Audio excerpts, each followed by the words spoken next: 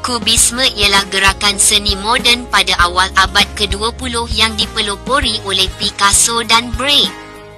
Prinsip asas umum kubisme ialah menggambarkan bentuk objek dengan memotong, bertindih, memudahkan ketelusan, ubah bentuk, menyusun dalam pelbagai bentuk. Pergerakan ini bermula dalam media seni lukis dan seni ukir melalui pendekatan masing-masing. Ciri aliran ini adalah mengaplikasikan bentuk realistik ke dalam bentuk geometri dengan pendekatan bentuk dan warna pada kanvas yang diibaratkan sebagai medium kaca pecah.